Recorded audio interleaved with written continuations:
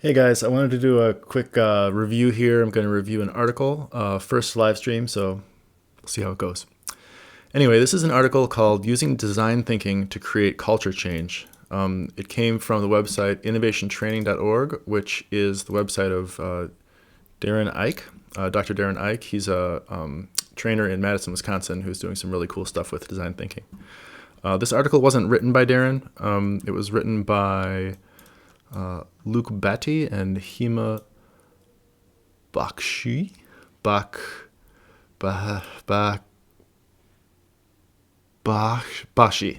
Okay, anyway, not my strong suit. Moving right along, I'm just going to read the article and give my thoughts and opinions as I go here. So let's see, let's get started. So disruption is here. Digitization is affecting every industry, from hospitality to healthcare, financial services to retail. From a business perspective, we are seeing radically different business models emerge and traditional ways of generating value for customers being challenged. For us, as people, every aspect of our lives is also being transformed, the way we consume, the way we live, through to the way we work. I can't disagree with that. It seems a little global in terms of the introduction. So what else does she talk about here? Today's innovation climate is different. The differentiating factor is rooted in two things: the velocity of change and the stakes involved. Can't disagree with that. While overleading the broader macroeconomic trends such as increasing globalization, changing demographics, along with a volatile political and economic environment, we can begin to see the speed, chaos, and complexity digital disruption brings. The one thing that we can be certain of is that digitization in business and in our lives will increase, and the opportunity to create and shape the future as business people, employees, and citizens is greater than ever before. The opportunity to create and shape the future as business people, employees, and citizens is greater than ever before. That really resonates with me as it relates to holacracy and self-management. I think it's really true that we are in a better place now to do more, and that people who have skills and interests and passions to make change can do that really effectively, much more than in the past.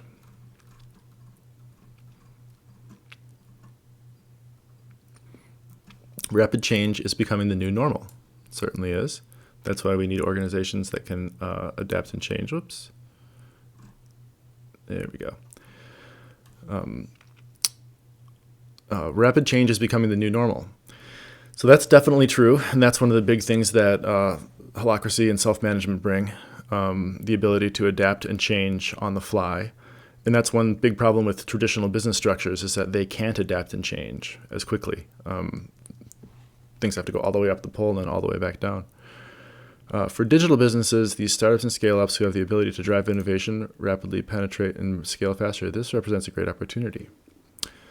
On the other end of the scale, for the larger, well-established organizations, there are often two mindsets: the appreciation of the challenging landscape and the recognition that innovation is critical to survival, or alternatively, a deep confidence that disruption will never happen.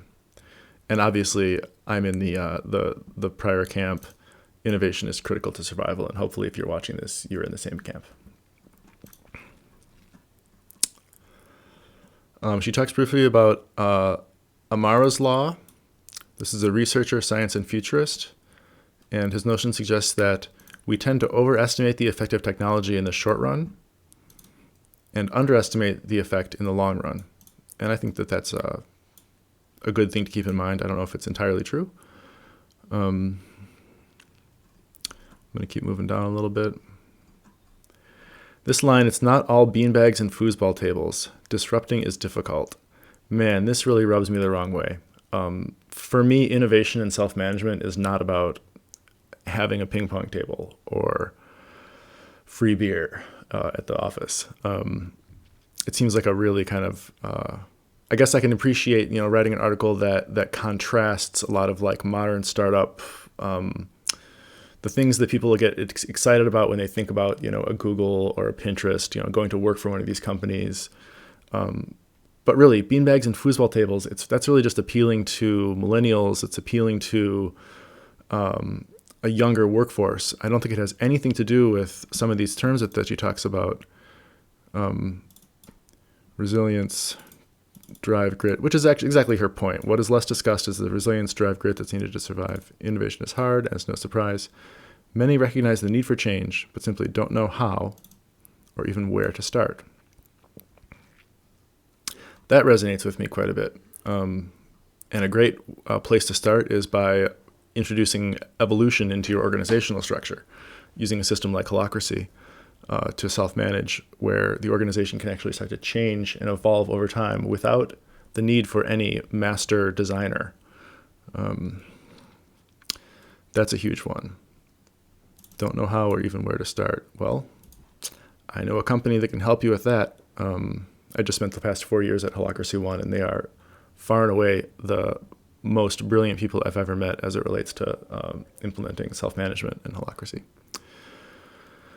Large established companies have structured processes, systems, and governance that is deeply ingrained into the ways of working. Man, it sure is.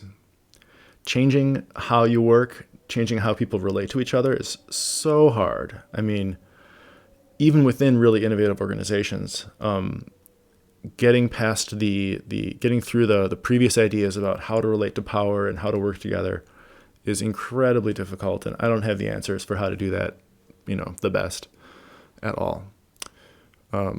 Their success today has resulted in a large customer base, access to capital, and a strong brand. Yeah, management hierarchy works, and it's worked for thousands of years, and it got us to where we are today. So, not poo-pooing on management hierarchy, but yes, I think there is a better way.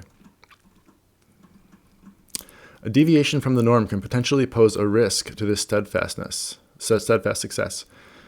I agree with that. Holacracy is risky, and self-management is risky. I don't recommend it for small startups. I think there's probably some way to integrate more autonomy and self-management. What they're calling design thinking, and maybe the overall point of this review is that there's this thing called design thinking, and I'm saying that there's another thing called self-management, and that self-management can enable design thinking.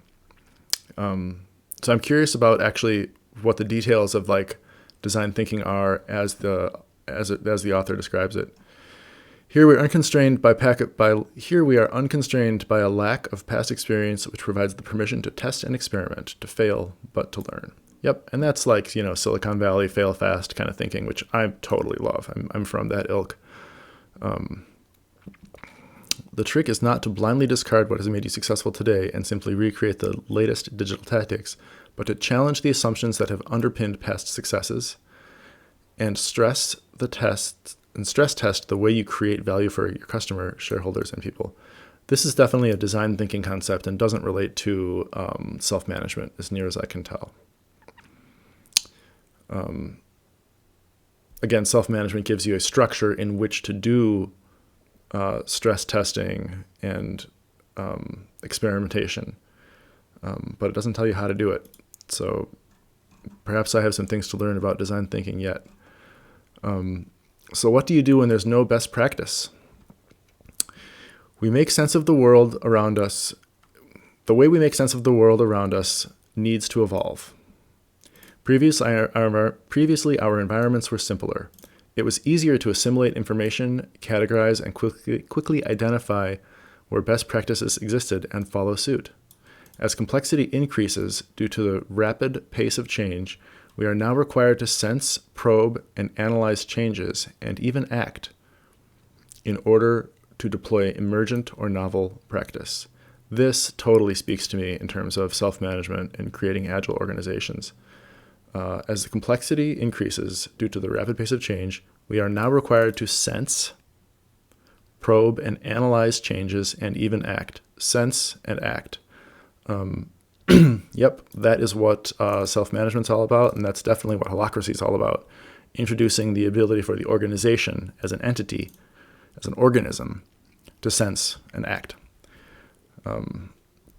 Ultimately, the challenge. So I can get my head around how to change an organization such that it is able to sense and act. I'm still very curious about the techniques and methodologies of design thinking and how that relates specifically to business. Ultimately, the challenge for all of us is how do we see the complexity and contradiction and have certainty to act? Ultimately, the challenge for all, is how do we see the complexity and contradiction and have the certainty to act? Well, I forget the quote. Brian Robertson has a quote, something about if you don't know the boundaries of your freedom, you're not truly free. And one of the nice things in a system like Holacracy is that you know the rules. The rules are all highly specified, and they're very clear. So there's no ambiguity about what authority you have or don't have, or at least less ambiguity. And that does give you the certainty to act. That gives you the ability to say, I'm going to go and do this. If it creates tension for you, you can process that tension. I'm confident in that, and that's one of the big upsides of self-management. The answer: organizational and individual agility. Okay, let's get agile. An agile approach to culture change, a mindset shift. Our established way of delivering change in a business, such as Lean, Six Sigma, or just-in-time, have been centered around driving efficiency. That's interesting to me. Lean, Six Sigma, and just-in-time have been centered around driving efficiency.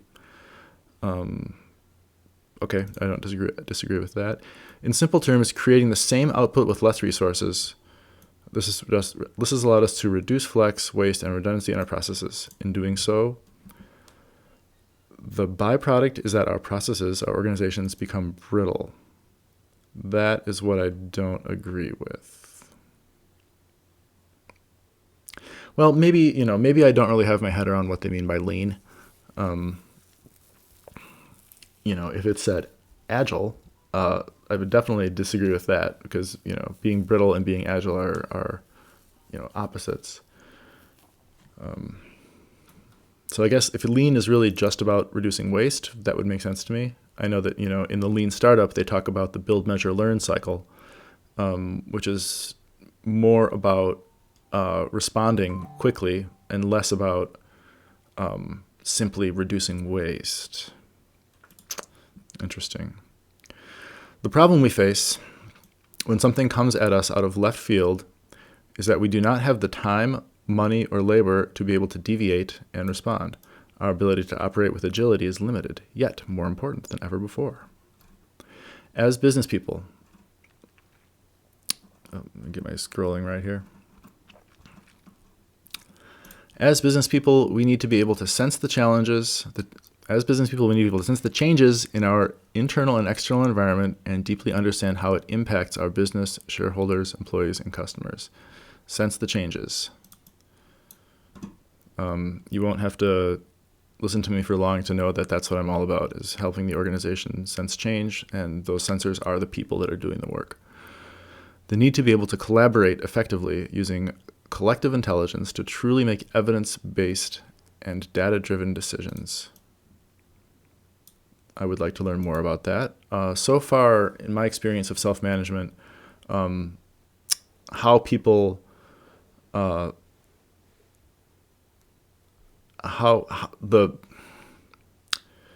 way people make decisions is fairly well specified, right? We have structures, especially in like the Holacracy Constitution, around how to make decisions, who has authority, and even in the tactical meeting format, how to collect information. And the bias away from consensus, not needing to get consensus to make a decision, but having specific people that have individual autonomy and authority to make decisions, and then collaborate effectively. I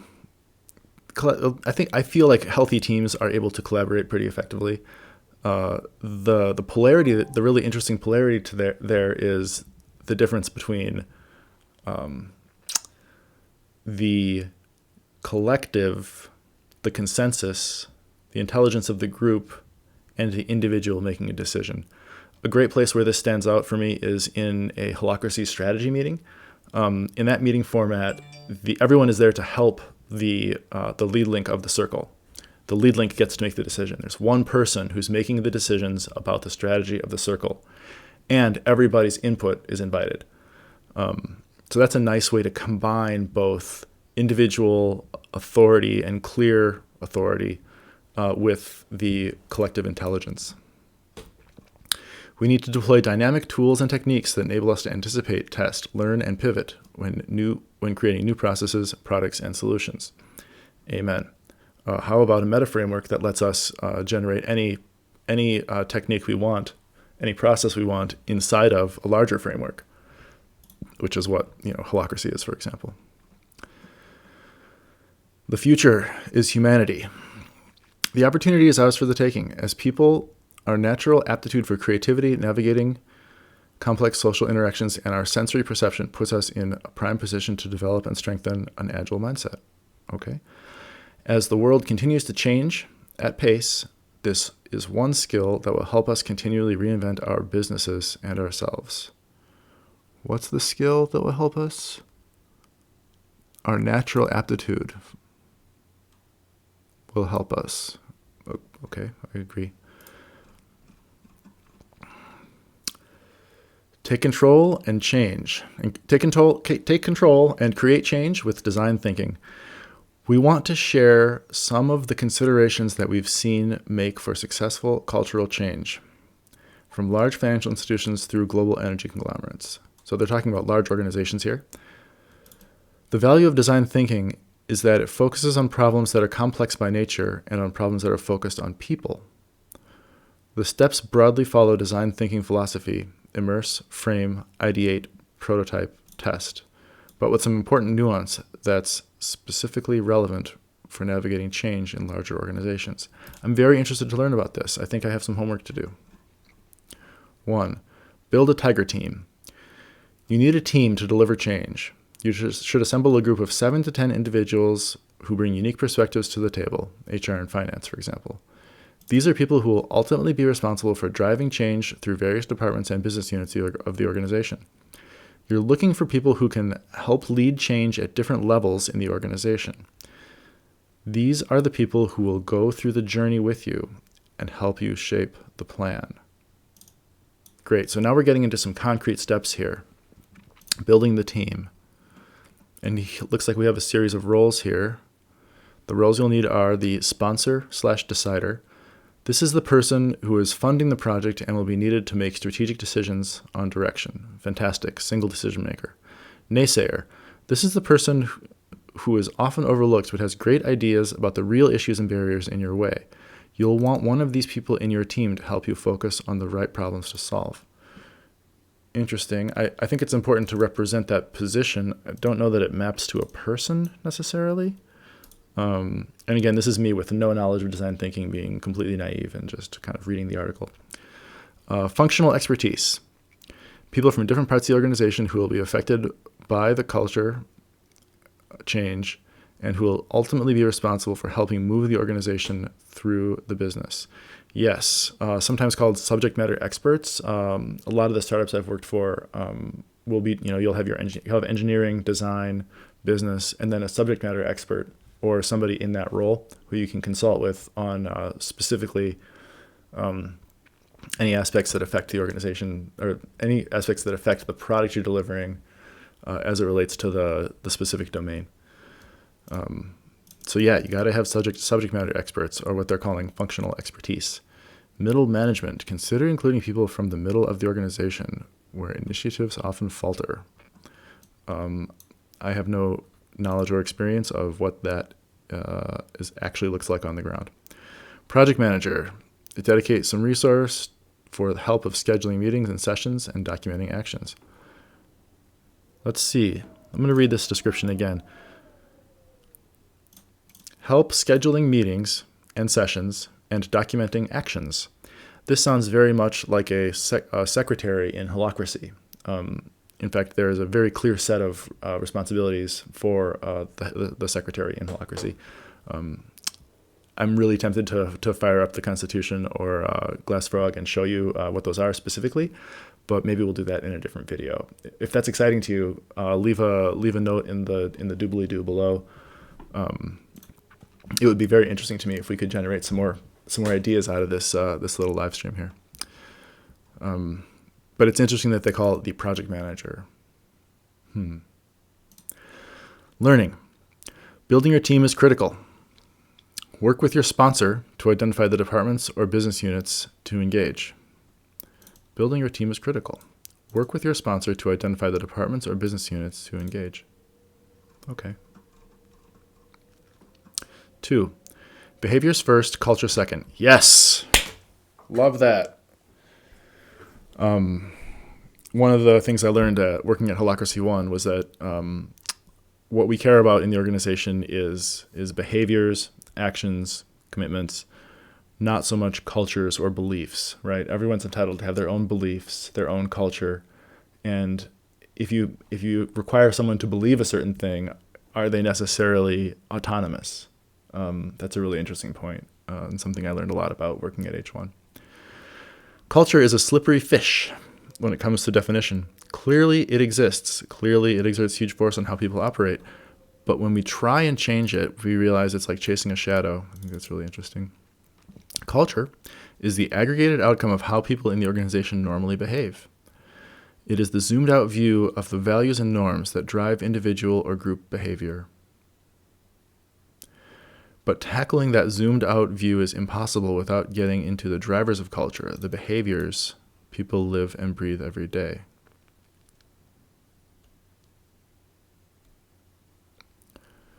Culture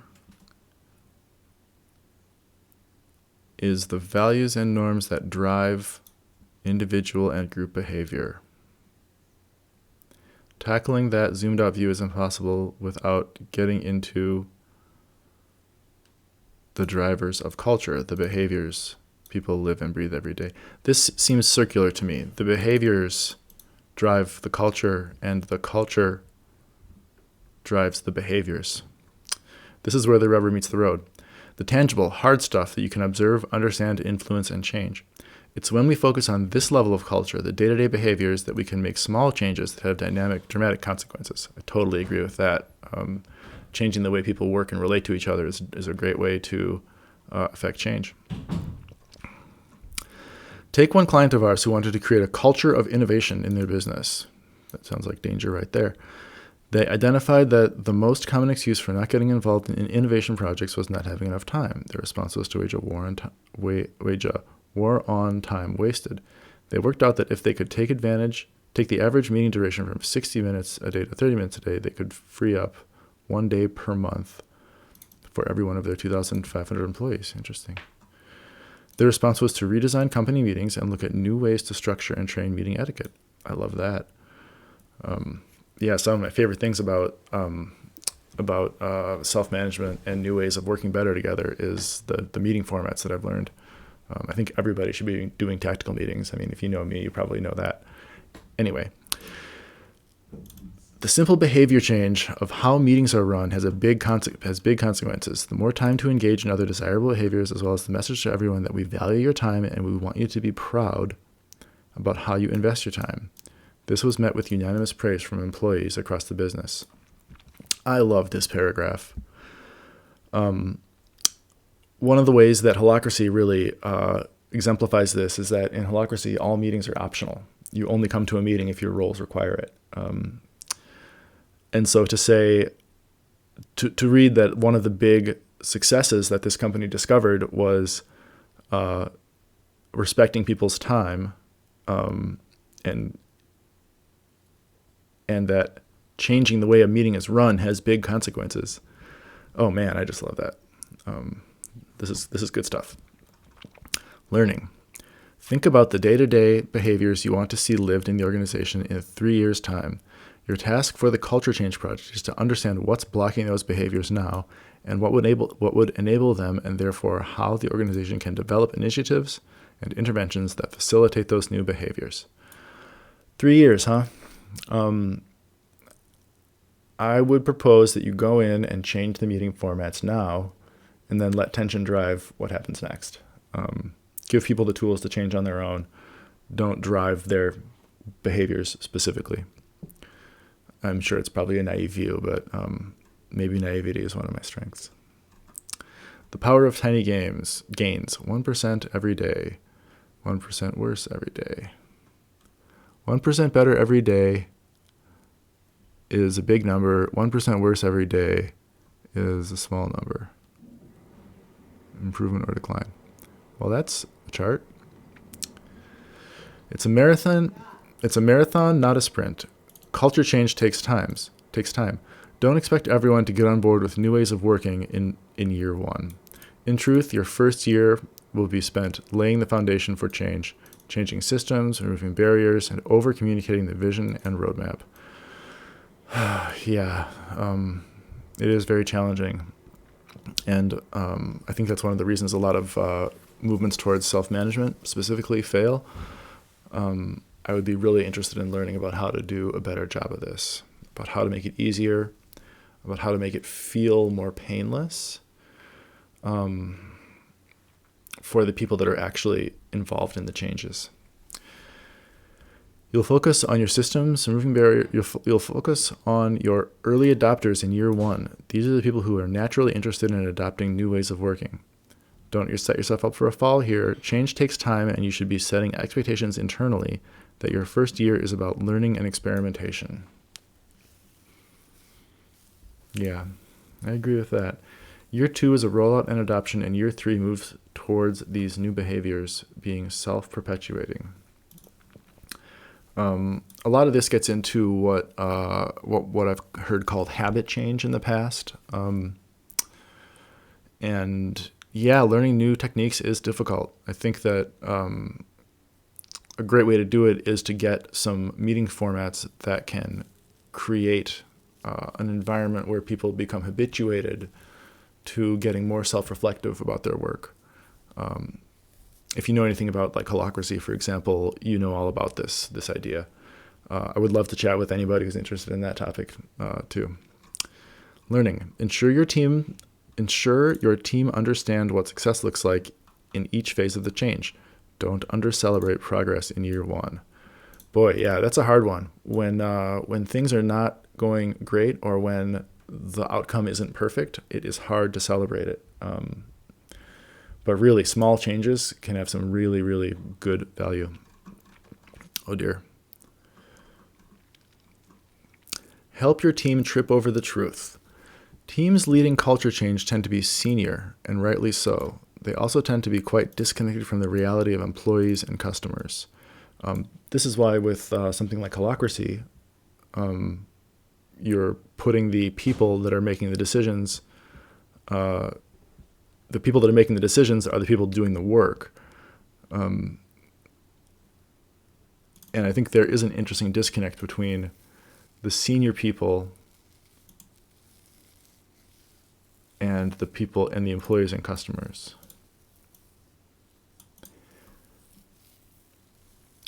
I'm being silent because I'm really thinking about this a lot here. Let's read on and see what they say. The higher you get, the more reporting is compressed and abstracted. Yes, that's a problem. This is a real problem. Yes, it is. When you are trying to tackle real issues with real implications that really affect how people feel about bringing their best self to work. Oh man, I mean, I'm not the most experienced person to talk about this, but yeah, this paragraph really resonates with me a lot as it relates to self-management and holacracy and bringing your best self. Let's keep trucking. There's really only one way to remedy this. There's only one remedy to this. You have to get teams to trip over the truth. This means getting them out into the business and having real conversations with real people. This is something people dread, but consistently find energizing and inspiring. What I hear in that is sort of what I call a startup mindset of getting in front of the customer, prototyping, and getting out and doing user testing of whatever it may be. That's great. We ran a focus group with an energy company where a team watching the discussion had heard an employee letting rip with her feedback about corporate communications. It was raw, unfiltered, and brutally honest. And it was only in hearing this directly, not a summary report or as an appendix to a bar chart, that the people hearing it were truly motivated to change and address the issue. That's what we call tripping over the truth. What I hear in this is that if you can make an organization where people feel safe, they'll be more likely to share, and where they're invited to share. A good example of this is the opening round or closing round in a Holacracy meeting. And another part of what creates that safety is knowing what's expected of you and knowing what the expectations are. Not thinking you have to be nice or appeal to somebody or be good or behave a certain way. Just knowing, here's what I'm accountable for, and here's what I can here's what I can count on others for. Here's what I'm accountable for, and here's what I can count on others for. And if you do what you're accountable for and you lean on people to get work done as a group, that's enough to create a sense of personal safety that can help you share more honestly about the environment around you. Now, you also have to feel safe in that you don't feel like someone's going to attack you or backstab you or come after you or even has the power to do those things, which is where a really nice holacratic system of governance can come in. Let's see. Learning goal. Learning. Get your Tiger team out there having real conversations and bringing their insights back to the group. The act of assembling this data is powerful and will give the Tiger team a deeper relationship to the problem they are solving. Get your Tiger team out there having real conversations and bringing their insights back to the group. And as we said before, the Tiger team is made up of 5 roles consisting of 7 to 10 individuals. Interesting. Okay. Where were we? You can't outsource an aha. An insight is a deeply personal moment of realization. It's the feeling of identifying a new pattern or relationship between two things that you couldn't see before. I love that. For this insight to motivate behavior and really drive change, it must be felt and it must be yours. This is what we call tensions in Holacracy. A tension must be felt. It's not a concept. It's not something you tell someone. It's something you feel, and then you can describe. And only when a tension is felt can it really be owned. For this reason, we don't recommend outsourcing insights. Brilliant. You can bring in partners who can help create the environment for insight, but the critical success factor is that the team responsible for delivery are the ones who have the realizations. The team responsible for delivery are the ones who have the realization. Yes, and this is the idea of processing your own tensions. Individuals process the tensions they feel, and they're the best ones in position to do that. The need to feel the imperative for change in their bones, it needs to be a deeply understood truth, not a soundbite or a report. So this is great. This whole notion of ahas is kind of what Holacracy would call tension processing. And it's great to see that confirmed in different language, that feeling the imperative for the change, that's really what tension processing is all about. So I'm on board with this. Learning. Before the data get too abstract, have your Tiger team get into the weeds and help organize the chaos. Your partners can help bring data and perspective to the table, but make sure it's the Tiger team who decide on where the priorities sit. I don't have a whole lot to say about this. I think this is more about larger teams, and it's an area that I would like to get more experience with. Stand on the shoulders of giants. Every business is unique, and every cultural change program should be bespoke. But that doesn't really mean that you're the first to experience the challenges you're facing. The constellation of challenges you face is shifting, unique. The constellation of challenges you face in shifting culture is unique, but the individual challenges are not. Communication, technology, training, attitudes, environments. Challenges in these areas have been tackled successfully by many organizations repeatedly. Rather than start from scratch, look outside your organization for inspiration. Use your network and start conversations with people that can help you get a fresh perspective on what's possible. Kind of like what I'm doing here. This could be competitors, vendors, companies outside your industry. Working with a global engineering client who needed to introduce an open innovation platform to their 3,000 employee organization, we introduced them to 2 companies. One was a deep sea oil exploration company, similar engineering pedigree, who was 3 months into using a similar platform with great success. After a focused 60-minute interview with the program lead there, the team got visibility of how to launch a program like that successfully. I think this is brilliant. Having organizations that have gone through these processes talk to each other makes a lot of sense. And I've seen several examples of where a company interested in adopting self-management has been actively looking for other companies in a similar industry that have adopted successfully, so they can learn from them and follow in their footsteps. When we introduced them to a global telecommunications business who had been using a system like that for 6 years, they were able to help the team think long-term about the best practice, processes, and people required to drive adoption and value from an open innovation platform.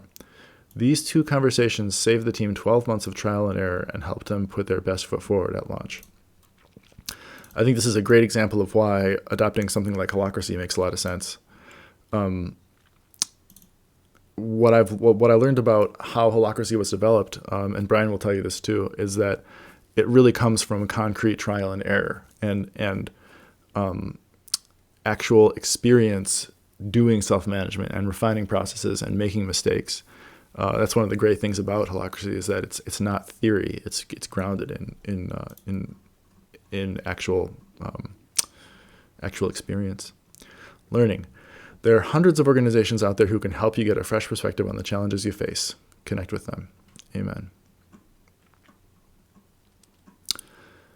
7, 80-20 thinking. Do less, better. So you've been out there, spoken to employees, identified hundreds of challenges, and you're now staring at a wall full of Post-it notes. The feeling complexity and the scale of the challenge is probably starting to feel overwhelming at this stage. Where do you begin? Most organizations struggle for resource, and the challenge you face is that there may be 20 to 30 different problems you could tackle. Your task is to slim down the focus areas to 3 to 5 challenges that you think the team must face to make progress on driving the behaviors you've identified. Where did we identify those behaviors? Clearly, I need to learn more about this process. We suggest that you use the Tiger team to organize the insights into themes and have draft problem statements for each. This is a common thing that you'll see where, like in a retrospective, for example, you'll collect a bunch of individual tensions or thoughts or concerns and then group those into themes, topics, if you will. From here, you can pose a simple question. If we could only focus on tackling one design challenge, what would it be? Hearing their answers, you can then lean on your decider sponsor to select the subset of challenges the team would like to tackle, focusing on one thing over another thing. If you want to learn more about that, read up on Holacracy strategies. Learning.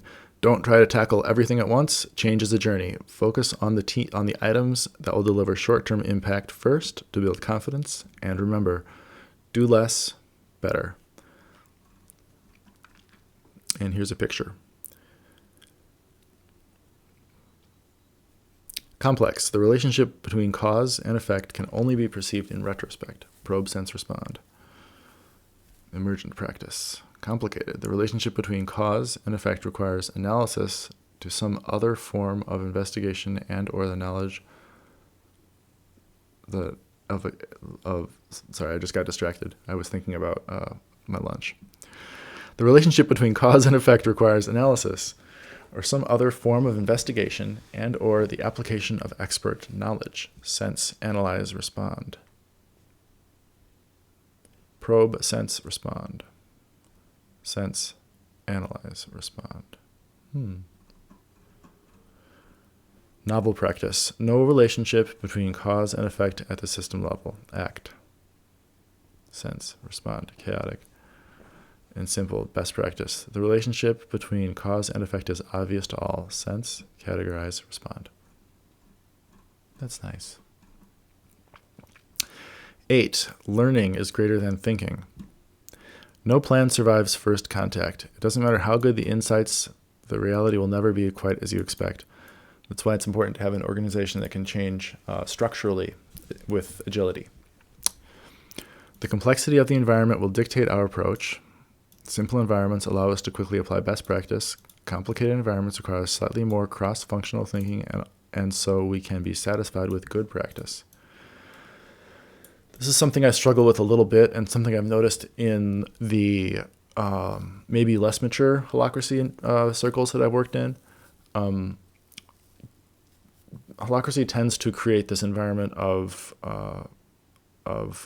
circles which are specific to domains, and doing cross-functional work in a holacracy-powered environment. That's something that I could really stand to learn a little bit more about how to do well. You might say, we can have cross-links, or we can just go outside of the structure. But I think the issue is that the structure itself, while not required to do the work, is a structure that people tend to just start to get dogmatic about thinking in.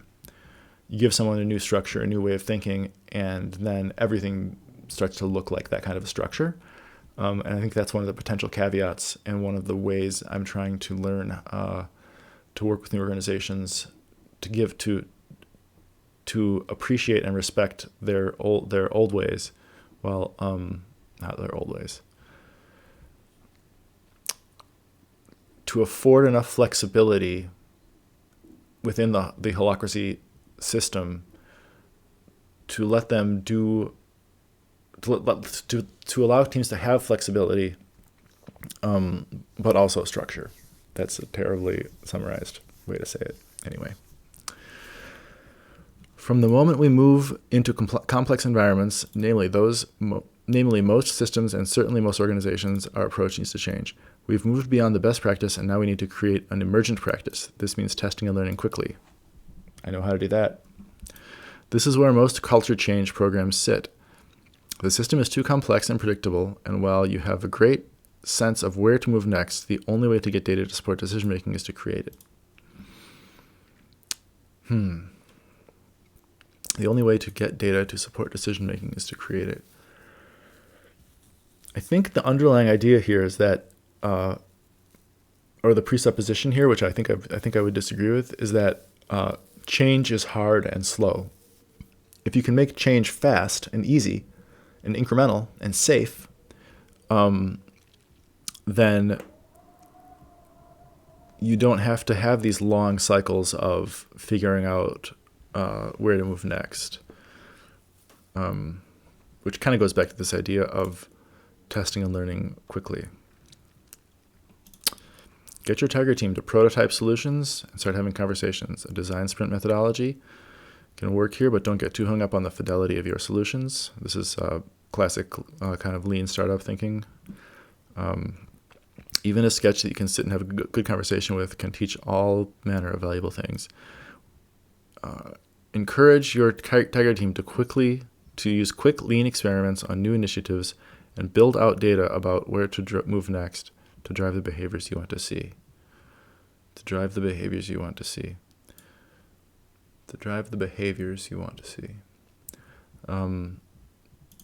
So we're talking about using design thinking to alter organizational structure to drive behaviors you want to see.